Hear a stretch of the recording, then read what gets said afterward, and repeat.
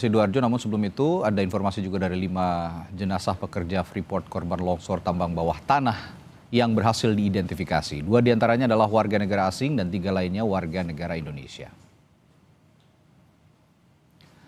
Total sebanyak 7 korban berhasil ditemukan dalam kondisi meninggal dunia setelah pencarian selama 27 hari sejak terjadinya peristiwa longsor tambang bawah tanah Tembagapura, Kabupaten Mimika, Papua Tengah.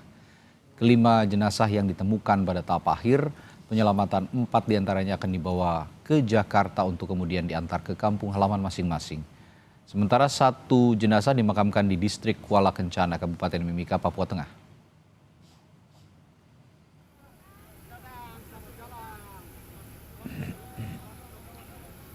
Tim penyelamat PT Freeport Indonesia bekerja sama dengan Kementerian SDM, Polres Mimika, Basarnas, dan PBBD berhasil menemukan dan mengevakuasi 5 rekan kerja kami dari insiden luncuran material basah di tambang bawah tanah Grasberg Block Cave. Namun dengan rasa duka yang mendalam, saya sampaikan bahwa mereka ditemukan dalam keadaan meninggal dunia. Dengan penemuan ini, seluruh 7 rekan kerja kami yang terdampak insiden memilukan tersebut telah ditemukan dan proses penyelamatan telah selesai.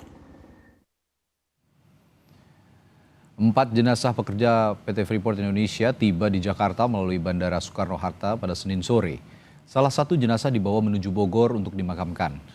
Sementara 1 jenazah lainnya akan dibawa menuju kediamannya di Medan, Sumatera Utara, sedangkan jenazah 2 warga negara asing selanjutnya dibawa ke RS Polri.